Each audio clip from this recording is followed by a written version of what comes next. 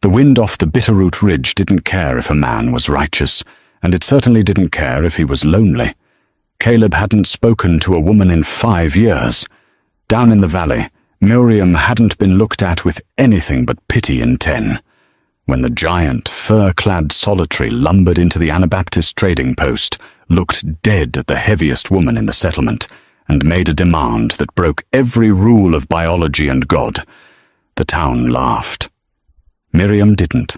Up on the timberline, the cold doesn't just chill you, it hollows you out.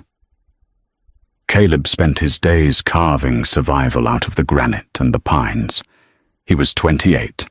He hadn't seen the inside of a church, a schoolhouse, or a woman's parlor since he was a boy, back before his father dragged them both up into the high country to die in peace.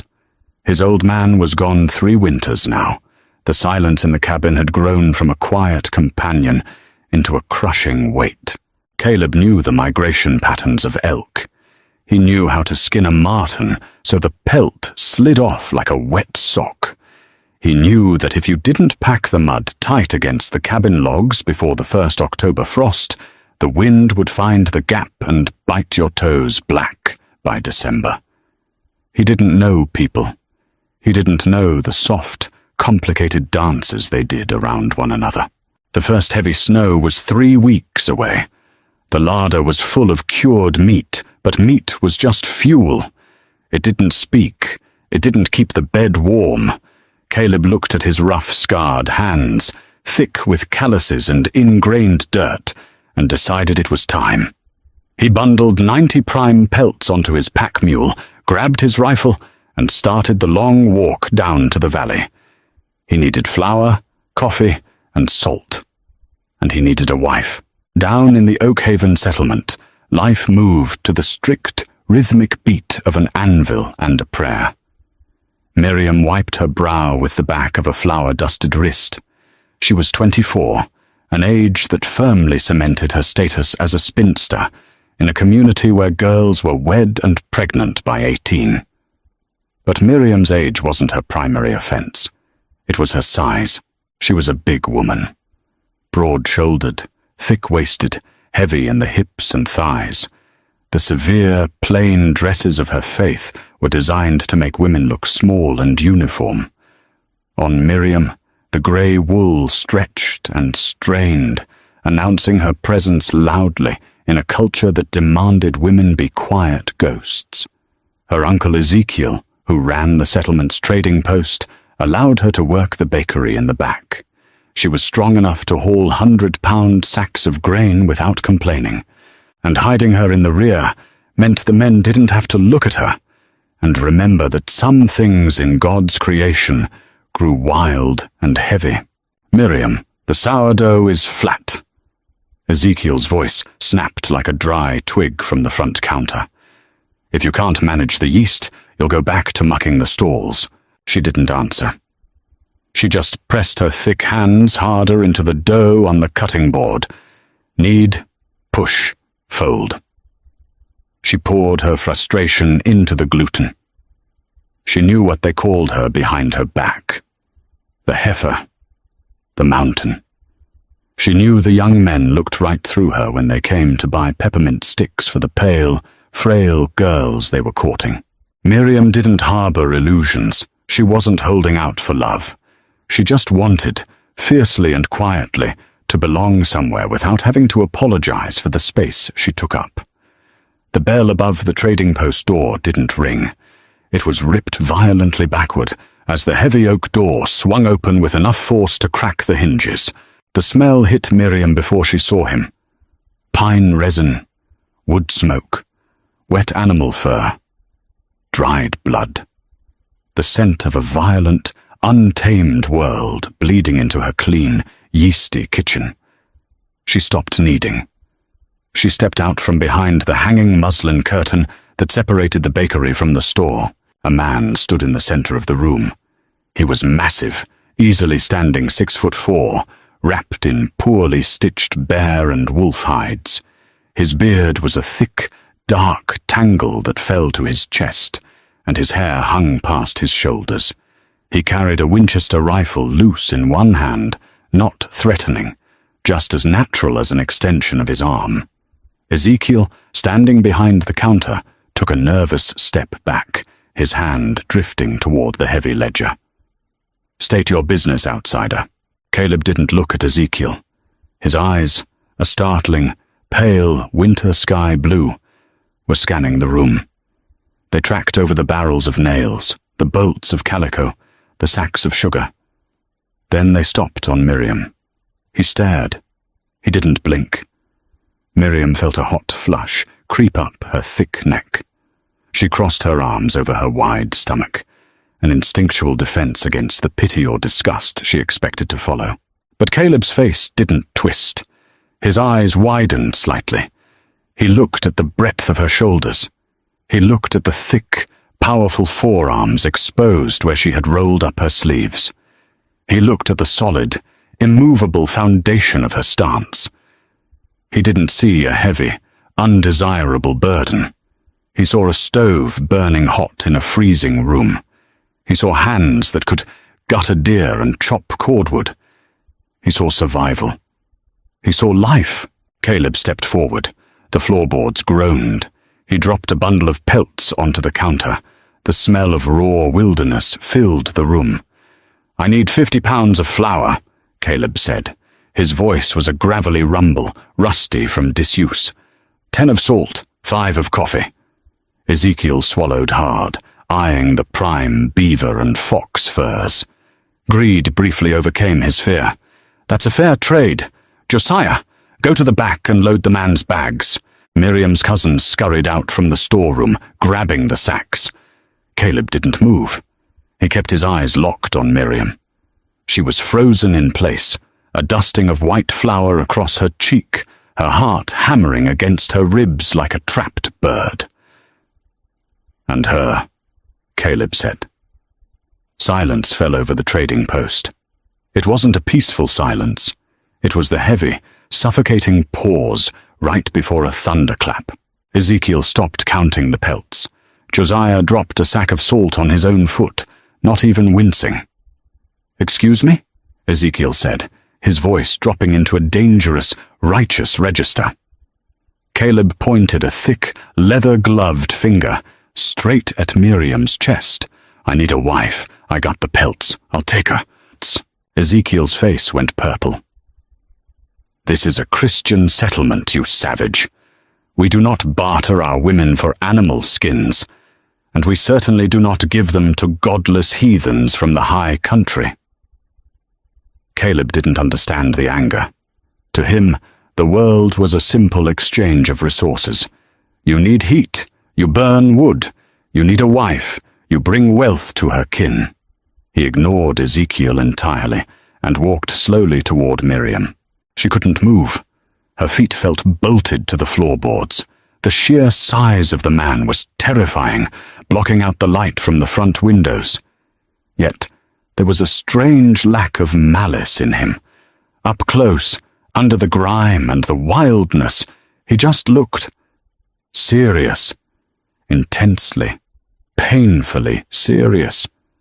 He stopped 2 feet from her. He towered over her, casting a long shadow.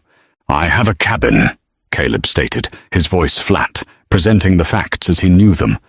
"Good timber, tight walls, enough elk meat to see out the freeze. I ain't got a sickness. I keep the fire hot." He paused, looking her up and down once more. The calculation in his eyes wasn't cruel, it was practical. Then he delivered the words with utter sincerity. "You come up the mountain. By spring, you'll birth me 3 sons." Miriam choked on a breath. Josiah let out a loud, braying laugh from the corner. Ezekiel slammed his hand on the counter. "Get out! Get out of my store before I have the brethren throw you into the dirt!" Miriam stood, paralyzed. The absolute absurdity of the statement rang in her ears. By spring. 3 sons. It was October. Spring was 6 months away. Human gestation took 9. And 3 sons? At once? The man wasn't just blunt. He was fundamentally, deeply ignorant of how biology worked. He didn't know anything about women. The realization hit Miriam with the force of a physical blow. He was a virgin. A wild, overgrown child in the body of a lethal frontiersman, trying to orchestrate a life he had only guessed at from watching wolves and bears. But beneath the biological impossibility and the public humiliation of the moment, a single, undeniable truth hooked into Miriam's chest and refused to let go. He chose me. Not the slim, demure girls who sat in the front pews. He bypassed the whole town and looked straight at the heavy, flower-stained outcast and decided she was the grand prize. "Get your hands off her in your mind, you brute," Ezekiel hissed, coming around the counter with a wooden measuring yard. Caleb finally broke his gaze away from Miriam. He looked at Ezekiel, then at the wooden stick. Caleb didn't draw his rifle. He didn't even raise his voice. He just looked at the older man with the cold, dead eyes of an apex predator, determining if a squirrel was worth the effort of a bite. Ezekiel stopped dead in his tracks. Caleb turned back to the counter. He took his flour, salt, and coffee, hoisting the massive sacks over his shoulder as if they were filled with down feathers. He left the bundle of prime pelts. He also reached into his coat and pulled out a massive, flawless silver-tip grizzly pelt, laying it carefully over a barrel. "I'm camped by the river bend," Caleb told the room, but he was only talking to Miriam. "I head up the trail tomorrow at sundown." He turned and walked out. The door slammed shut, shivering the glass panes. The trading post erupted. Josiah was laughing so hard he was bent double. "Did you hear him? 3 sons! By spring! He thinks she's a brood sow." "Enough!" Ezekiel snapped, though a cruel smirk played on his lips. He looked at Miriam, entirely missing the pale, rigid shock on her face. "Clean up this mess, Miriam, and don't flatter yourself. A blind, starved bear will eat sour berries if it's the only bush on the hill." Miriam didn't cry. She had stopped crying over the cruelty of her kin years ago. She picked up her cloth. She wiped down the counter.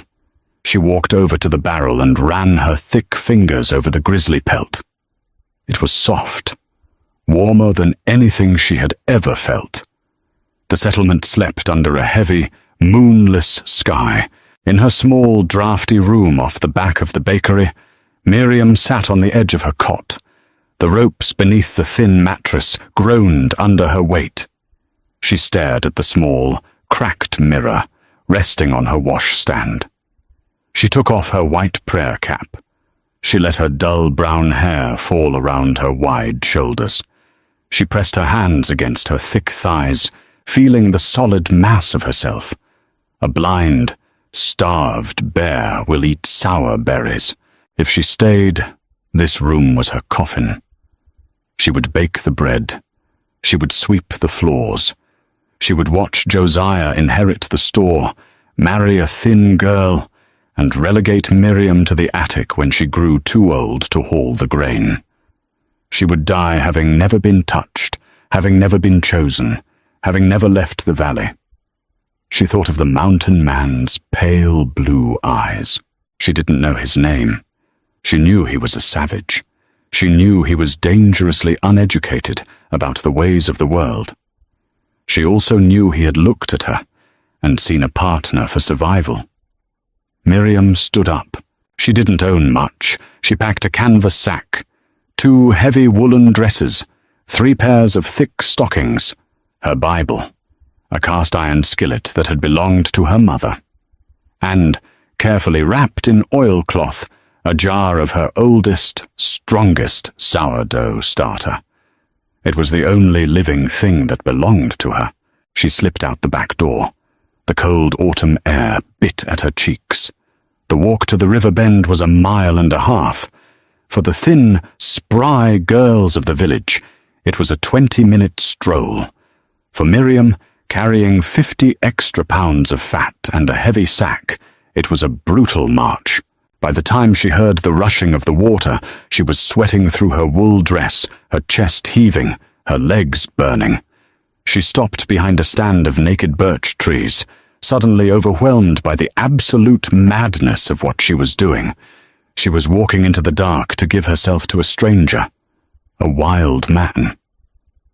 Through the trees, she saw the orange glow of a campfire. Caleb was sitting on a fallen log. He wasn't whittling. He wasn't drinking. He was just staring into the flames, completely still. His pack mule was tethered nearby, fully loaded. He was waiting. Miriam gripped the strap of her bag. She stepped out of the tree line. A twig snapped under her heavy boot. Caleb didn't startle. He didn't jump up and grab his rifle. He simply turned his head. He watched her walk into the circle of firelight. She was breathing hard, her face flushed red, her hair messy from the wind. She looked terrified, exhausted, and incredibly large. Caleb stood up. He didn't smile. He gave a single, short nod. "You came," he said. His voice was quieter out here, lacking the defensive gravel it had in the trading post. "I did," Miriam said, her voice shaking. She dropped her bag in the dirt. She looked at him, really looked at him. The broad chest, the scarred face, the absolute lack of pretense. She had to get this out of the way before she lost her nerve. "3 suns takes more than 1 winter, mister," she said, her voice tight, echoing in the quiet night. Caleb frowned. The ridges over his eyes drew together in genuine confusion. He looked at her stomach, then back to her face. "Ain't like a dog? A litter?" Miriam let out a breath that was half sob, half laugh. The cynical, bitter edge she had cultivated for years softened just a fraction at his sheer, pathetic cluelessness. He wasn't trying to be crude in the store. He literally didn't know. "No," she said softly. "It ain't like a dog. 1 at a time, and it takes 9 months. Caleb processed this. He looked at the fire. He calculated the seasons in his head. He nodded slowly. "All right," he said, turning back to her. "1 will do for a start. You ride the mule. The climb is steep." He didn't ask if she was sure. He didn't offer sweet words. He walked over, picked up her heavy canvas sack with 1 hand, and tied it to the saddle horn. Then he stepped beside the mule and offered her his clasped hands as a step. Miriam looked at his hands. They were huge, dirty, and steady as bedrock. She placed her boot in his hands. He hoisted her up with a terrifying, effortless strength. The mule grunted under the sudden weight, but settled. Caleb took the lead rope. He didn't look back at the sleeping settlement of Oak Haven. He turned his face toward the black, jagged peaks of the Bitterroots. "Name's Caleb," he said over his shoulder.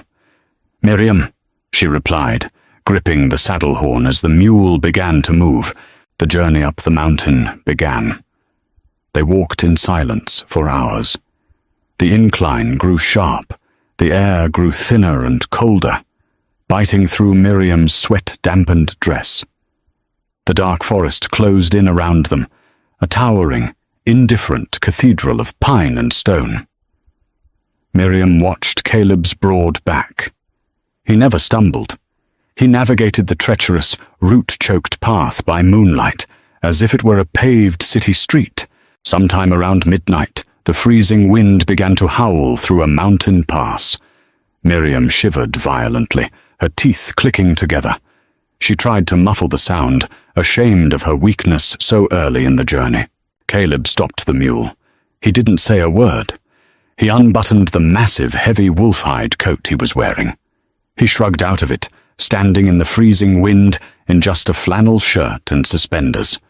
He walked back to the mule and draped the heavy, foul-smelling hide over Miriam's shoulders. It was still warm from his body heat. It smelled of sweat, smoke, and him. "You'll catch your death," Miriam whispered, clutching the fur around her neck. "I don't feel the cold," Caleb said bluntly. He turned back around and picked up the rope. He did feel the cold. Miriam could see the shiver run down his spine. But he kept walking, dragging her upward, away from everything she knew, toward a cabin in the sky. She buried her face in the coarse fur, letting the scent of the wild man wash over her. And for the first time in her life, she didn't feel like a burden. She felt like an investment. Dawn didn't break over the high country. It bled. A pale, bruised purple seeped over the eastern ridge, revealing a world made entirely of sharp edges and frozen stone. Miriam's hands were numb claws locked around the saddle horn. Her thighs burned with a dull, continuous ache from the wide span of the mule's barrel. Every breath she took felt like inhaling crushed glass. Caleb hadn't stopped walking. His breath plumed in heavy white clouds over his shoulder. The flannel shirt plastered to his back was stiff with frozen sweat, yet his stride never broke. "We're here," he grunted. Miriam lifted her chin. Through the skeletal branches of a dead lodgepole pine, she saw it. The cabin wasn't built on the mountain. It was built into it. Caleb had utilized a natural overhang of granite to serve as the rear wall, constructing the remaining 3 sides from massive, raw-peeled logs. The mud chinking was thick and smooth. The roof was pitched steep to shed the snow that would soon bury them. It was ugly. It was brutal. It was the safest thing Miriam had ever seen. Caleb halted the mule and turned back to her. His face was gray with fatigue, his beard crusted with frost. He reached up, grasping her waist with those immovable hands, and swung her down to the frozen earth. Miriam's legs buckled.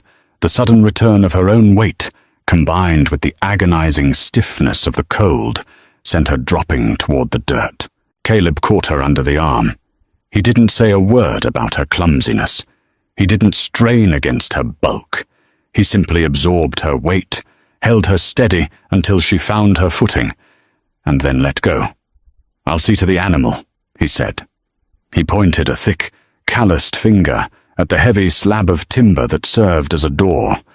"Go inside. Latch the bar. Fire's laid in the hearth. Just needs a match from the tin on the table." Miriam clutched his wolf coat around her neck and pushed through the door. The inside of the cabin was a single, large room, plunged in deep shadow. It smelled aggressively of wood ash, cured leather, and male solitude. Miriam found the table by touch, her numb fingers knocking over a tin cup before finding the matchbox. She struck a sulfur match against the stone chimney. The flare of yellow light revealed her new kingdom. It was violently sparse. The floor was packed earth, swept clean and hardened like concrete. A massive stone hearth dominated the right wall. Iron pots and a blackened kettle hung from heavy hooks. Above the hearth, a rifle rack held 2 repeating rifles and a long, wicked-looking skinning knife. A rough-hewn table with 2 stump chairs sat in the center. In the far corner, tucked away from the door and the draft, was a single bed frame built of pine logs. It was piled high with bear, elk, and buffalo hides. There was no rocking chair. There were no curtains. There were no mirrors. Miriam knelt on the hearth. She touched the match to the dried moss and kindling Caleb had meticulously arranged before he left for the valley. The fire caught instantly, hungry and bright. She fed it a few pieces of split cedar, watching the flames cast dancing, frantic shadows against the raw log walls. The heavy door creaked open. Caleb stepped inside, carrying the bags of flour, salt, and her canvas sack. He kicked the door shut with his boot and dropped the supplies on the table. The floorboards didn't just rattle, they groaned. He looked at her kneeling by the fire. He looked at the warm, orange light hitting her broad, flour-dusted face. A strange, tight expression crossed his features. He swallowed hard, his Adam's apple bobbing in his thick throat. "It warms up quick," he said, staring at the flames. Miriam stood up slowly, her joints popping in the quiet room. The silence between them was suddenly deafening. The sheer, overwhelming reality of their arrangement hung in the space between the hearth and the table. They were alone, completely, utterly alone at the top of the world. She looked at the single bed. Then she looked at Caleb. He tracked her gaze. A dark flush crept up from his collar, hiding in the thick brush of his beard. He cleared his throat, a rough, gravelly sound. "I take the floor," Caleb stated. He didn't look at her. He began unbuckling his gun belt, his movements jerky and uncoordinated. "Got a bedroll in the chest. I run hot anyway." Miriam frowned. "You brought me up here to be your wife. Wives don't sleep in a bed while their husbands freeze on the dirt." Caleb paused. He looked down at his heavy boots. For a man who had confidently demanded 3 sons from a crowded trading post, he suddenly looked like a trapped boy. "I know how the stock breeds," Caleb muttered to the floorboards, his voice low and defensive. "I know the mechanics of a rut. I ain't stupid." But he finally looked up, meeting her eyes. The raw vulnerability in his pale blue gaze knocked the wind out of her. "I don't know the human way of it. I don't know the talking part, or the right time. I ain't forcing a woman who's shivering and scared." Miriam stared at him. Back in Oak Haven, the men spoke of women's duties with righteous entitlement. They took what they wanted under the guise of holy matrimony, demanding submission. This giant, wild killer standing in his kitchen didn't want submission. He didn't even know how to ask for it. He wanted a partner, and he was terrified of breaking her before they even started. Miriam let out a long, slow breath. The knot of fear that had lived in her stomach since she left the trading post unraveled. "I ain't scared," Miriam said firmly. She walked over to her canvas bag. She untied the heavy ropes, pulled out her iron skillet, and set it on the table with a loud, definitive clang. "I'm hungry, and we have work to do before the snow flies. We'll figure out the bed when we're good and ready. For now, you chop the wood. I'll make the biscuits." Caleb looked at the iron skillet. He looked at the solid, immovable set of her jaw. A slow, infinitesimal nod dipped his chin. "All right." He turned around, grabbed his heavy splitting maul, and walked back out into the freezing dawn. Miriam watched the door close. She rolled up her sleeves, exposing her thick forearms to the warmth of the fire. She reached into her bag for the jar of sourdough starter. It was time to get to work. The mountain did not care that Miriam was heavy. In the valley, her weight was a moral failing. Every creaking floorboard, every tight seam, was a loud announcement of her gluttony in a place that worshipped deprivation. The town of Oak Haven required women to be small, silent, and easily managed. The Bitterroot Ridge required you to be strong, or it killed you. Within the first 2 weeks, Miriam realized that the very things that made her a pariah below made her a monarch above. The cold that drove Caleb to wear thick animal hides barely penetrated her thick layer of natural insulation, while a thin, delicate bride would have withered and snapped carrying buckets of water from the half-frozen creek. Miriam hauled 2 at a time without breaking a sweat. Her broad back, her thick thighs, her massive shoulders. Up here, they weren't ugly. They were tools of survival. Caleb watched her. He didn't watch her with the sneering pity of her uncle Ezekiel or the cruel amusement of her cousin. He watched her with the quiet, intense observation of a hunter studying a new, powerful force of nature. The first blizzard hit on a Tuesday in early November. The wind screamed down the granite chutes, hammering the cabin with enough force to shake the heavy roof beams. The temperature plummeted to 30 below zero. Outside, the world was a blinding, lethal sheet of white. Inside, the cabin was an oven. Miriam stood at the heavy wooden table, her sleeves rolled past her elbows. The jar of sourdough starter had thrived in the warm, ash-scented air of the cabin. She had fed it water and flour until it bubbled aggressively, smelling of yeast and sharp, fermented life. She slammed a massive mound of dough onto the floured boards. Thwack! Caleb sat by the hearth, meticulously oiling the mechanism of his Winchester. He wore only his long johns and wool trousers, the heat of the fire and the baking making the cabin stifling. He paused his rag, watching the rhythm of her work. Miriam drove the heels of her hands into the dough. She pushed her entire upper body weight into the gluten, stretching it, tearing it, forcing it into submission. She folded it over and brought her weight down again. She worked with a brutal, rhythmic efficiency. Flour dusted the bridge of her nose and caught in the stray hairs escaping her simple braid. "You don't tire," Caleb observed, his voice a low rumble cutting through the howling wind outside. Miriam didn't look up. "Idle hands don't eat."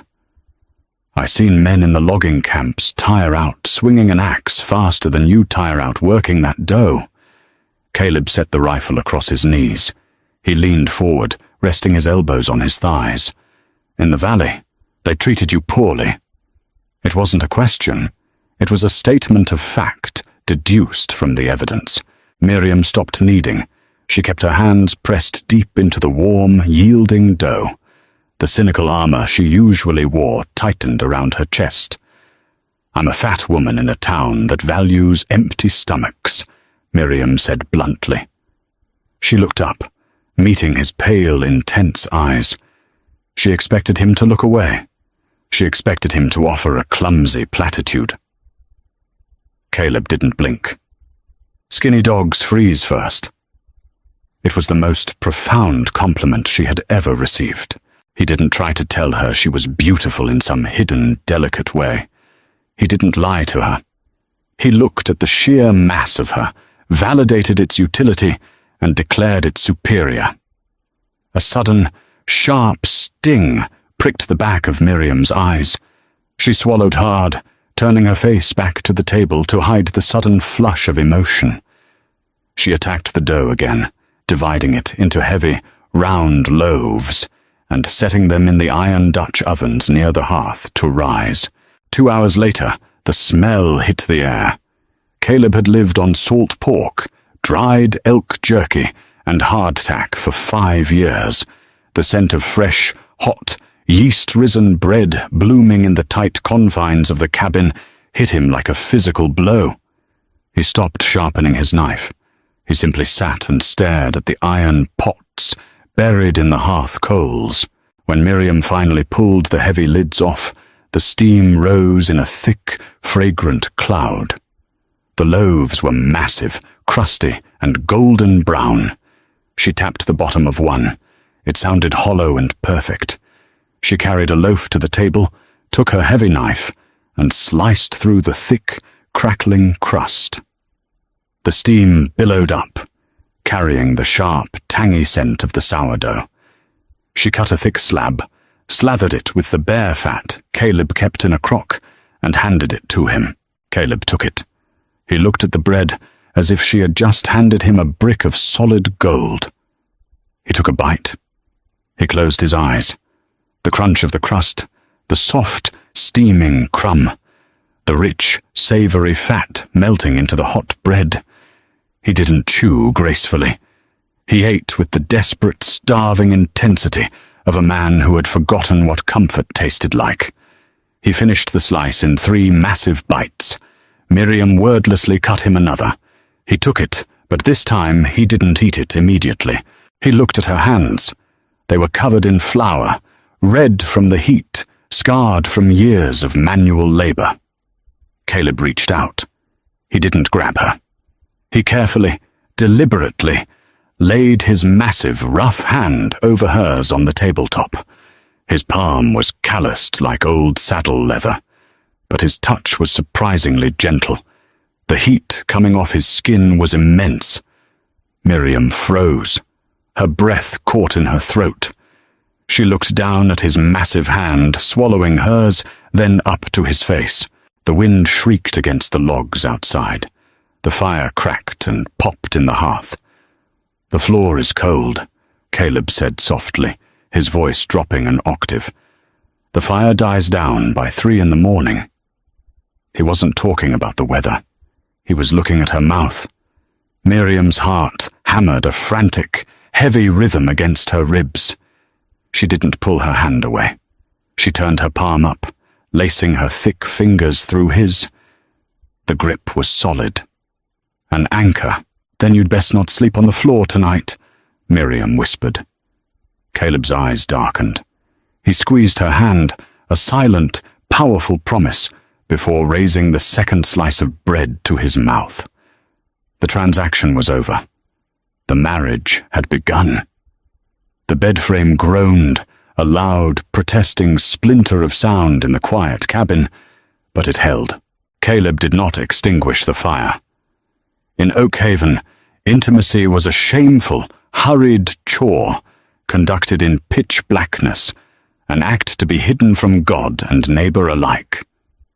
Caleb stripped away the heavy wool and the flannel in the blinding orange light of the hearth. He stood before her, a landscape of scarred muscle and pale skin, entirely unashamed. Miriam sat on the edge of the mattress. Her hands trembled as she reached for the laces of her bodice. A lifetime of being told her body was a sin, a burden, a grotesque failure of modesty, seized her throat. She closed her eyes, preparing for the inevitable flinch she would see on his face when she was finally undone. "Look at me." Caleb's voice wasn't a request. She opened her eyes. He was kneeling on the packed earth floor between her knees. He reached up, gently pushing her shaking hands away from the laces. His thick, calloused fingers took over the task. He didn't rush. He didn't fumble. He undressed her with the same methodical, reverent care he used to skin a winter prime fox. When the heavy wool fell away, Miriam braced herself. She looked down at the soft, pale expanse of her stomach, the thick curve of her thighs. Caleb didn't flinch. He didn't look away. He breathed in, a long, shuddering intake of air, and pressed his face against her stomach. The heat of him shocked her. His beard was rough against her skin, but his lips were impossibly warm. He wrapped his massive arms around her waist, burying his face in the soft, yielding flesh she had hated for 24 years. He held her as if she were the fire itself, drawing life from her core. "You are a wonder," Caleb whispered into her skin, his voice cracking. He had no poetry to offer. He didn't know sonnets or sweet, practiced lies. He only knew the brutal, unforgiving reality of a world that tried to freeze a man to death every night.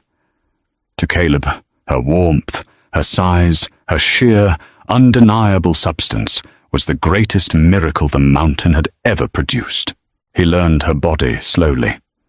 He was clumsy at first, driven by a raw, unpolished instinct that bordered on desperation. But he was eager to be taught. When she guided him, when she dug her fingers into the heavy muscles of his back and pulled him closer, the last remnants of her cynical armor shattered. Outside, the blizzard raged, burying the cabin under 4 feet of snow. Inside, under the heavy pile of bear and buffalo hides, the cold ceased to exist. Winter in the high country is not a season. It is a siege.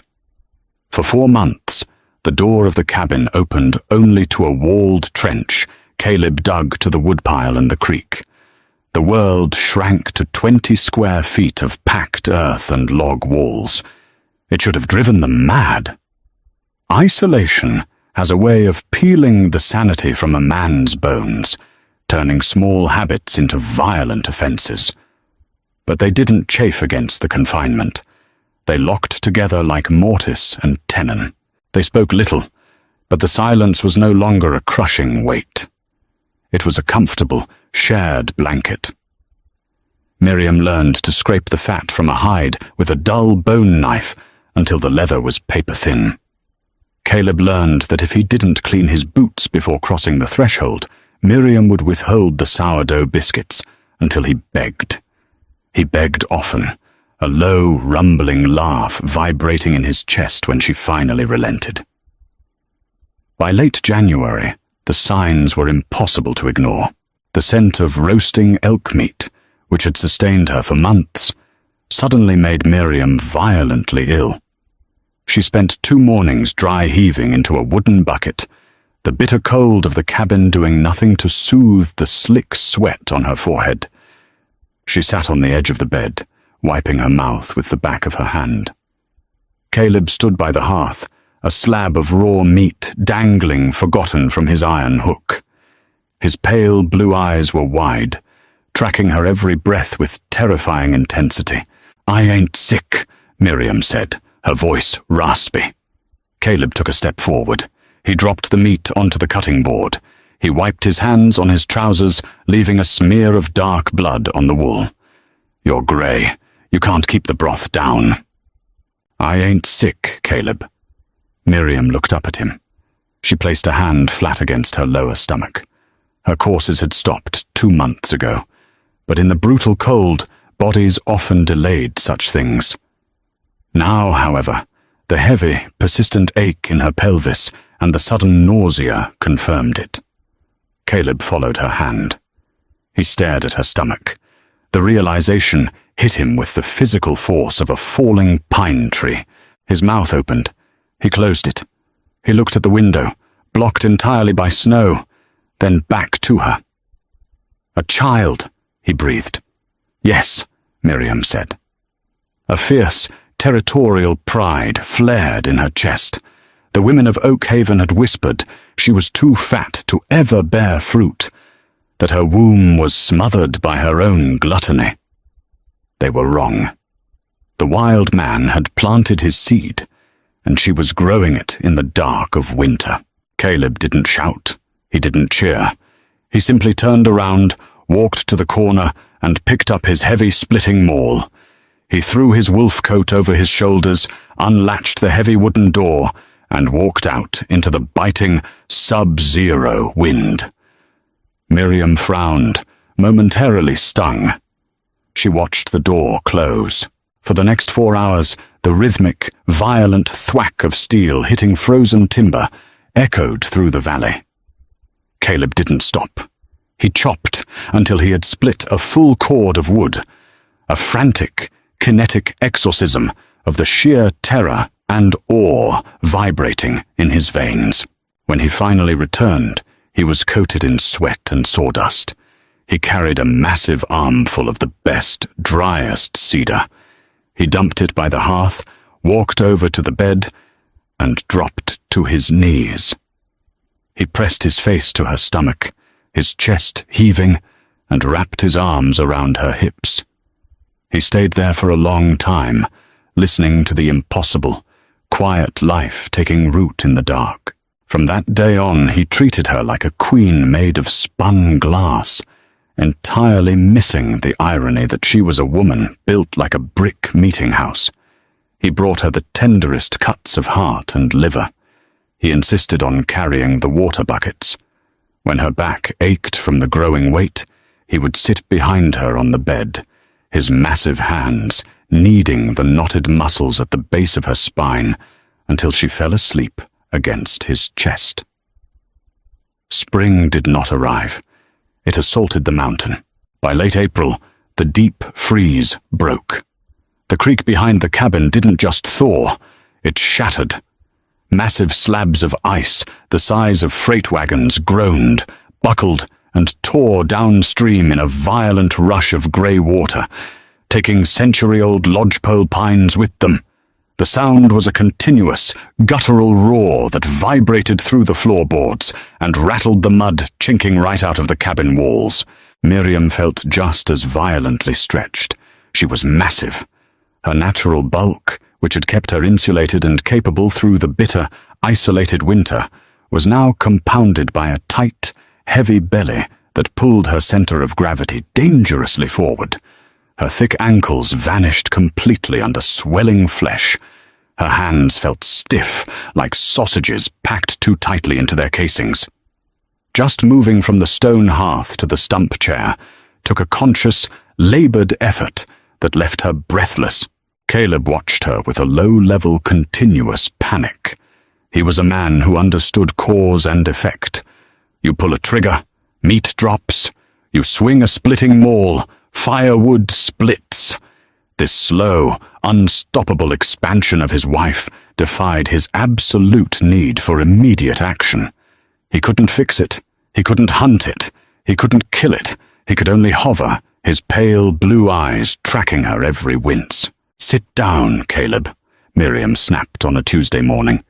She was standing at the heavy log table, leaning her forearms on the raw wood, trying to catch her breath after simply stirring a pot of venison stew. "You're pacing a trench in the dirt." Caleb stopped mid-stride. He looked at his boots, then at her.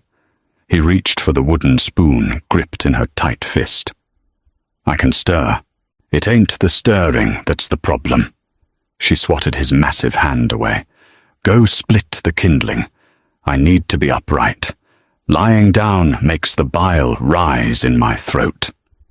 He retreated to the woodpile. The rhythmic, violent crack of his axe was the only thing that settled the nervous energy humming in his veins. The pain started just after sundown. It wasn't a warning ache. It was a vicious, iron-hot band clamping down across her lower spine, sudden and absolute. Miriam's knees gave out. She caught herself on the edge of the table, her fingernails digging deep into the grain of the wood. She didn't scream. A low, harsh hiss escaped her teeth as all the air was forcefully expelled from her lungs. The cabin door banged open. Caleb stood on the threshold, a massive armful of split cedar in his arms. He dropped the wood. It hit the packed dirt floor with a deafening clatter, logs rolling wildly across the room. He crossed the cabin in 2 strides. His hands, usually so steady with a rifle, hovered over her broad shoulders, terrified to touch her in case she shattered. "Miriam." "The bed," she ground out, her eyes squeezed shut against the white-hot flare of agony. "Get me to the bed." He didn't make her walk. He scooped her up. Even at her heaviest, swollen with fluid, and the late stages of pregnancy, he lifted her with an easy, terrifying strength. He laid her back against the piled bear and buffalo hides. "What do I do?" The low gravel in his voice was gone, replaced by the raw, thin pitch of a frightened boy. The lethal, solitary mountain man had vanished entirely. Miriam opened her eyes. She had to be the anchor now. "Water. Fill the heavy iron kettle and hang it on the lowest hook. Stoke the fire hot. Find the clean flour sack cloths in the bottom of my trunk. And Caleb?" He stopped halfway to the hearth, pivoting back to her. "Scrub your hands. Use the harsh lye soap. Until they bleed if you have to. I won't have dirt from the wood pile in this bed." He obeyed with military precision.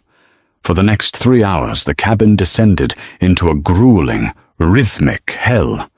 The contractions came faster, rolling over her in crushing, suffocating waves. Miriam lost all sense of modesty, all memory of the quiet, subdued spinster she was supposed to be in Oakhaven. She roared. She cursed the jagged mountain. She cursed the lingering cold. Once, at the peak of a particularly agonizing wave that felt like it was tearing her pelvis off its hinges, she cursed Caleb. He didn't flinch. He sat on a wooden stump beside the bed, his freshly scrubbed, raw red hands gripping hers.